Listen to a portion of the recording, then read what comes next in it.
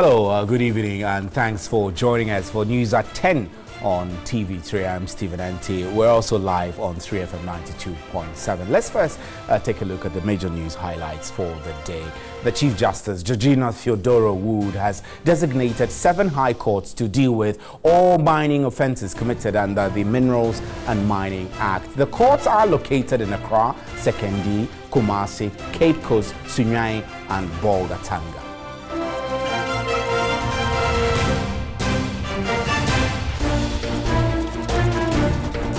And still on the Chief Justice, Georgina Wood. The police administration has recommended the relocation of all settlers at Old Fadama and its environs to end communal clashes in that area. Inspector General of Police David Asante Epietu insists the congestion in the area, coupled with the repeated incidents of violence, demands a pragmatic approach to halt the needless loss of lives.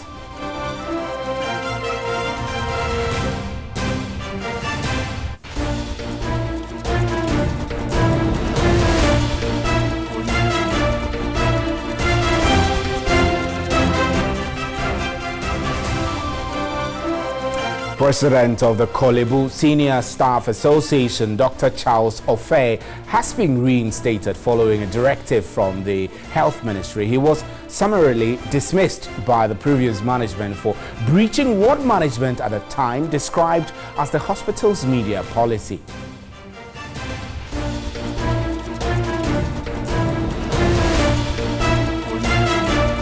Finance Minister Ken Ofori-Atta has dismissed assertions the stability of the city is artificial. He, however, called for consumption of local products, which he said is a key in shoring up the city against major trading currencies.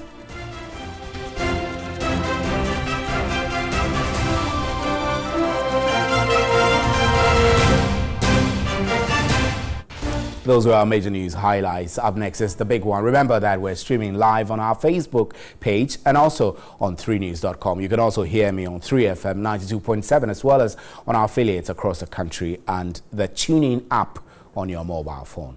Please stay. Up next is the big one.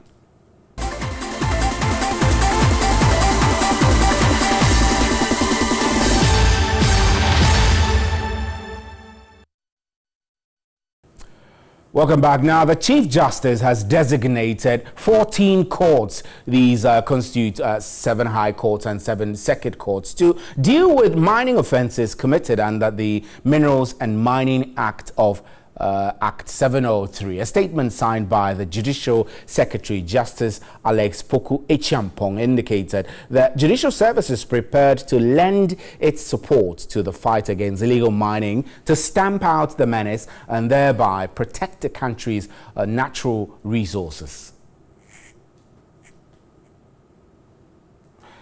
The Minerals and Mining Act amended 2015, Act 900, has introduced new offences which confer jurisdiction on the High Court and Circuit Courts. The courts have also been designated to deal with all offences created under the Minerals and Mining Act.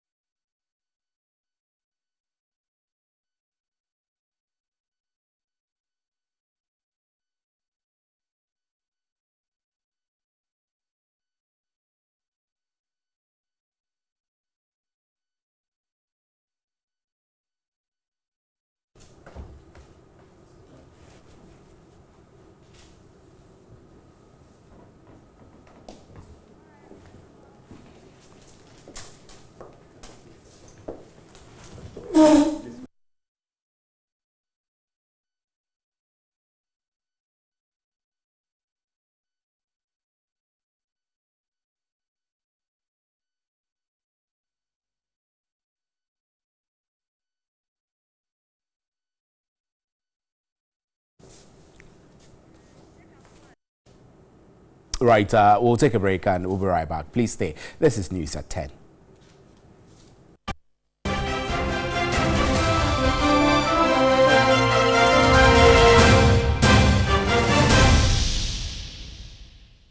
Welcome back. This is still the big one, and we're discussing the creation of designated court, the Chief Justice. I have in the studio with me lawyer Martin Kpebu, who is a private legal practitioner.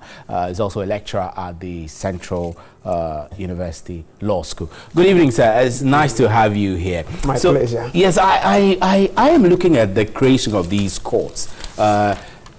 Does it bring any specialty, or does it, maybe I should put it this way, does it mean that the courts are going to act any different in prosecuting illegal mining related cases by the creation of these special courts, designated courts? Yes, I should think so, because you see, by designating these courts as mining courts, what happens is that it means that those mining cases will get greater attention. You know, often the courts are accused of being that slow. But now that certain courts have been designated for this purpose, they can be faster. You see it. And to that extent, at least service delivery will be achieved within a shorter period. And so that would meet the aspirations of the Ghanaian population. But how crucial is this? I mean, I'm asking this on the back of the furore we all experience in about Galamsey, calls for government to take action, decisive action, and then suddenly the Chief Justice announces that the judiciary is going to do more. How crucial has this become? Oh, obviously, from the look of things, this is very crucial. You can see from all the pictures that our water bodies have been polluted so much. Okay, it's unbelievable. So the fact that the Chief Justice and the Judicial Council have acted this swiftly tells you that it's a serious problem. It also tells you that yes, the judiciary is up to task. Okay, because as is stated in the Constitution, justice emanates from the people. Yeah. Okay.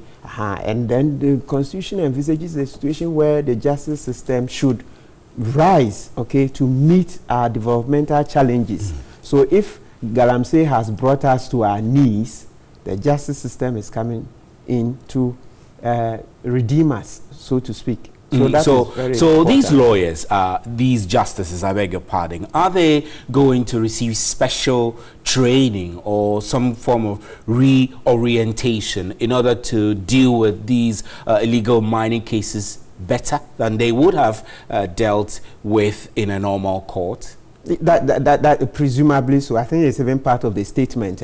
Yes, because yes, it's actually part of the statement issued by the judiciary, and that is welcome, because you see, Galamsey itself is a very complex venture. Okay, very complex, and so it is in the right direction that the judiciary is open to, I mean, receiving more training in it. You see, so that should meet, so that it will make the judges more efficient.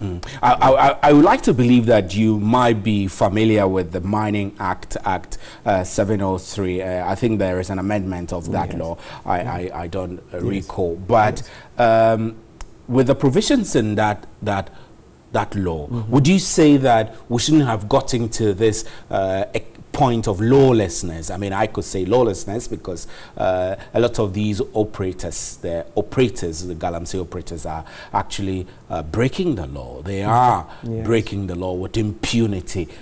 Why? Why have we had a law and the law never cracked the whip or was never effective in implementation? Yes, that's the unfortunate problem. It's about enforcement. Unfortunately, that's always been the problem with our Ghanaian society. We have a lot of laws, okay? Usually I say that a lot of our laws usually are not well standard as such, but at least they are good to go. If we're enforcing all the laws that we have. I like that, good to go. Yes. Do we just need good to go laws? Or we need proper laws that will make meaning in its application to our circumstance as a nation? Exactly. So we need laws that will work for our circumstances. That's why I'm saying that for now, you know, the more you read, then you find out that the world is changing very fast. Some of our laws are definitely behind. Others too are suitable. Okay. Yes. So looking at it this way is such a sad spectacle. We've always had good laws. I mean, at least those could tackle this Galamsey menace. But the problem is that we just weren't enforcing.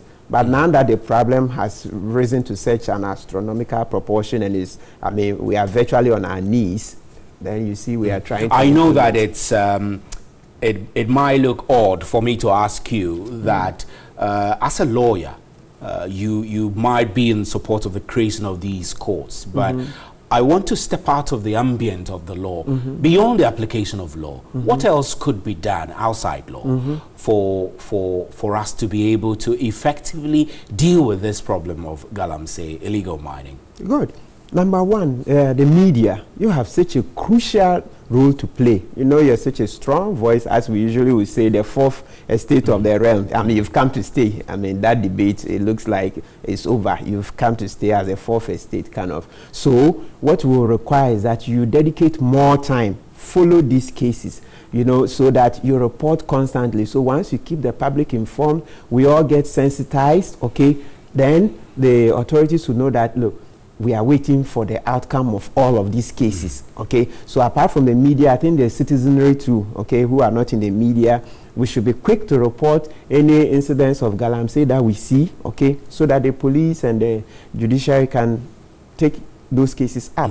I know Galamsey has been around for a long time, and it's not a problem of a particular government, NDC, MPP, or whichever government has been in power. But do you have confidence that this current administration has what it takes? I mean, considering that the situation has gotten nasty under the administration of this government, do you think they have what it takes to deal with it?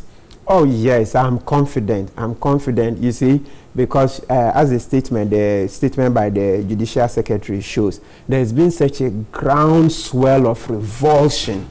There's a groundswell of revulsion, and I'm particularly interested in that statement. So, considering that Ghanaians are angry, I cannot think that the administration would want to play with this. And the judiciary too has already shown, evinced an intention to deal with this menace decisively. So if you look at civil society, and especially even the media leading it, you see the coalition led by Mr. Ken Ashigbe, okay, then the civil society, and the judiciary, the Christian Council, or the Pentecostal Council, all the various, I think, major stakeholders have evinced an intention to monitor. So with this unison, I think that this will make progress. That's right, Lawyer Martin Kpebu, we're grateful for your time. Thank you very much. Lawyer Martin Kpebu is a private legal practitioner. He's also a lecturer at the Central University Law School. Let's move away from that. The police administration has recommended the relocation of all settlers at Old Fadama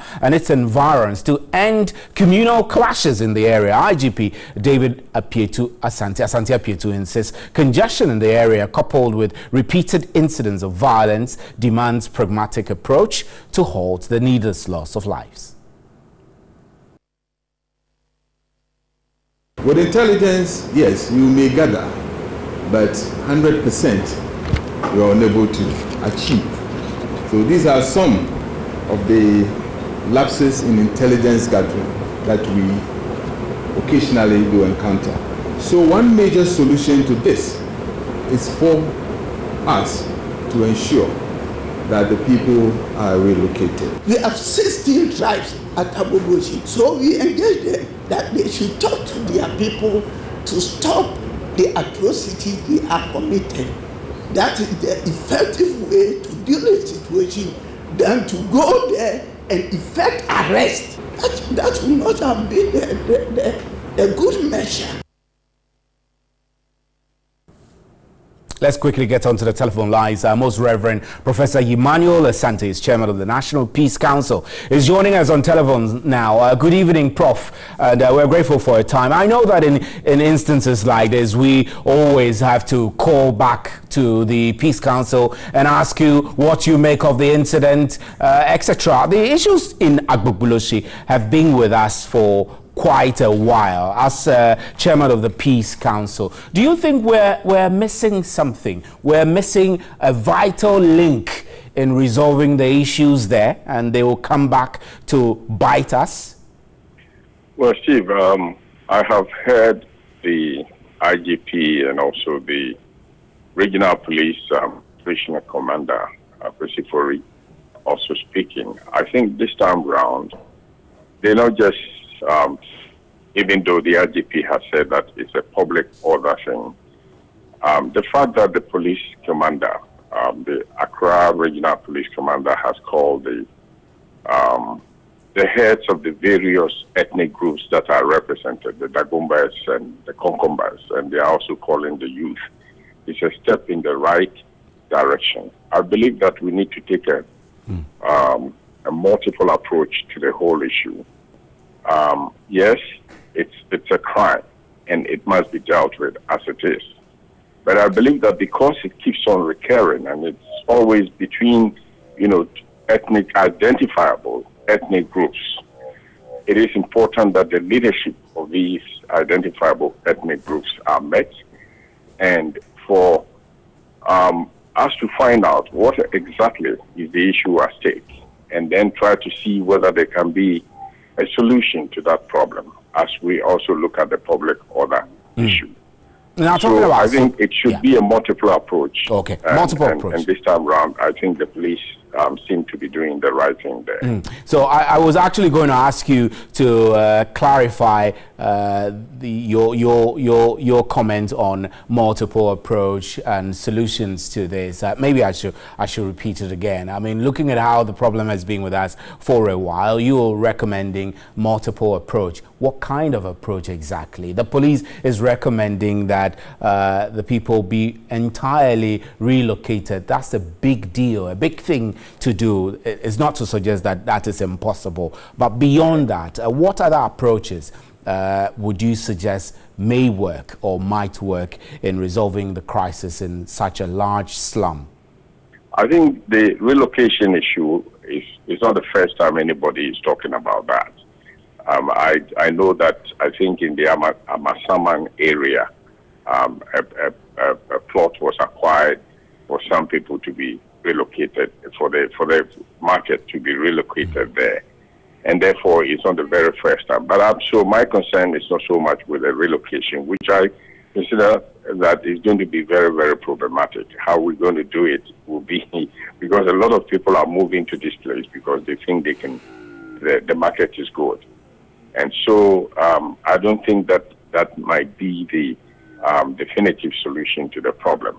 But I'm talking about multiple approach in the sense that there are leadership to all these groups. If you say Konkomba, if you say Dagumba, if you talk about any ethnic group there, I mean, they have leaders. There are youth leaders also there. I think they need to be involved in trying to find a solution.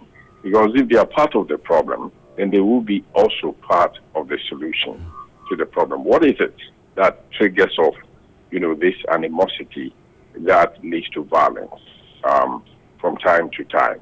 Perhaps it's important that the police will also engage others, the Peace Council or other people, to be part in trying to find a solution to the problem there. Right, Professor Asante, we're grateful for your time. Thanks very much. Reverend Professor Emmanuel Asante is the chairman of the National Peace Council. And I'm Stephen Anti. This is Still News at 10. We're also live on 3FM 92.7. We'll be right back.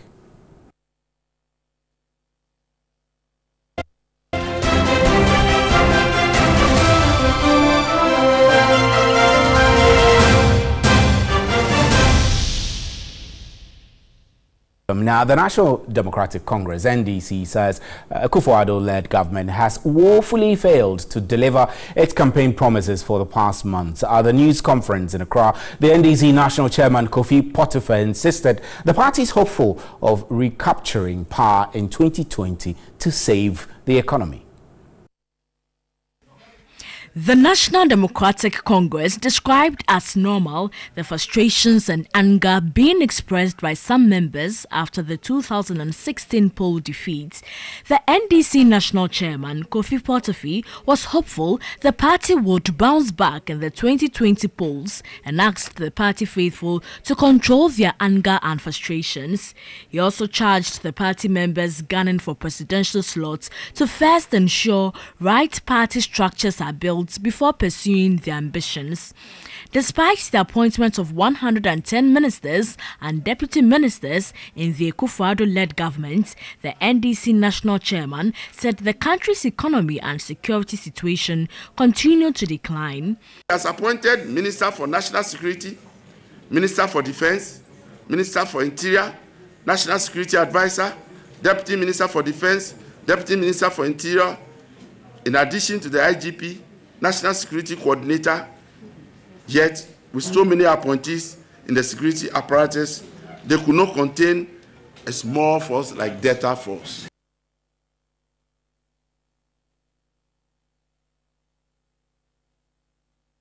Of the NDC. Good evening, sir. Thank you very much for joining us. Now, your party is saying that there are a lot of frustrations being expressed by some of your members, and this is normal. I mean, you also believe that the party can recapture power in 2020. Frustrations, capturing power. Where do we draw the line? Very good evening to your cherished viewers, and also to wish and urge NDC members to remain. We'll be grateful if you could speak louder a bit. To remain steadfast in the fact that we went to an election full of acrimony and wanton commentary in the fact that Ghanaians in the past witnessed what we can say as a sweet-tongued, where His Excellency Nana Addo Dankwa Akufo-Addo, the then presidential candidate for the MPP, throwing all manner of words in an attempt to convince the Ghanaian to hand him over power. When you say throw all manner of words, we don't want to focus on pre-election periods, but what exactly do you mean throwing all manner of words? A government size of 84 ministers. His Excellency Nana Addo Dankwa Akufo-Addo, then Nana Addo Dankwa, criticized it and spoke against it. In fact, the decorporation of Ministry of Energy into Power and Petroleum. At the time we were faced with the dreaded energy crisis, where His Excellency John Dramani Mahama thought it wise to create some efficiency, division of labor and specialization on some major national crisis. An activity that brought us to where we are today. Yet, His Excellency Nana Akufo-Addo, then candidate Akufo-Addo, called it a senseless adventure. Now he came back to power, he came onto power, and he divided Ministry of Transport into 4. And we have 11 ministers of state there. So on the basis of that, your party feels the MPP has failed? Not that we felt they have failed. They're not delivering what they promised. That is to say that we are being charitable. They have failed because they were just desperate for power, but very clueless as to how they would lead Ghanaians out of the state of affairs. But the city has been gaining grounds for some time now over the past few days. Is this not an indication that something right is being done about the economy? For example, you could look at the economy also. The city gained grounds under His Excellency John Dramani Mahama's period. So what the gaining grounds now, you are saying, is a replay effect of the gains made by former President Mahama? How would that impact on the lives of a trotro driver, the taxi driver, commuters? How would the cities... You think a stable city would not affect the commuter? I am not saying that. Driver? I'm saying that if you have a stable city and that there is incessant increase in the fuel of the nation, what will happen? There will be increase in fares. It will cascade in the charges on the rural dweller. the farmer who will send his farm produce to the... But the party has only been in power for barely 100 days. Are you not jumping the gun and making allegations? That is where the problem lies. Because if you give birth to a child, around its embryonic stage, that's where you take a very critical care of that child. If around this time and Ghanaians are suffering, then what if the government chokes a year or two? Your research tells you that a lot of Ghanaians are complaining, right? That's your party's almost every Ghanaian. Almost every Ghanaian. Talk of parents who were deceived into believing that His Excellency Nana Addo Dankwa Akufo-Addo in his first 100 days will be able to offer them free education. But your party said free education was not possible. We never said it wasn't possible. We said that we cannot offer free education when that it was impossible until the next 20 years. Never. The NDC never made such a statement.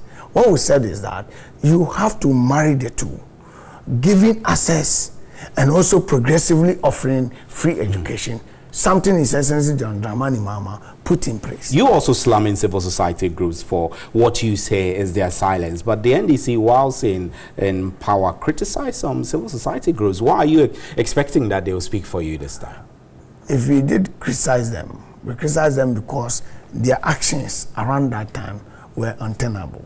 And today, much more better opportunities are there for them to seize. For instance, you never saw the state of affairs as in the area of terrorism, of party soldiers. Nobody in this country can raise... I'm afraid that Mr. Solomon Kansah, our time is up. We need to round up. I know that we would love to have this conversation, but we don't have time. But what I can say is that our press conference was in effect remind Ghanaians that the MPP government has not stayed in power for long, but what they've been able to visit on Ghanaians is more than what Ghanaians can Thank you very much, Mr. Solomon Kansah, for your time. I'm Stephen N.T. Solomon Kansah is the National Communications Director of the NDC. We're grateful that you made time. Those of you who listen to us on radio, thank you for tuning in. This has been News at 10. I'm Stephen N.T. Have a great evening on behalf of the crew. Good night.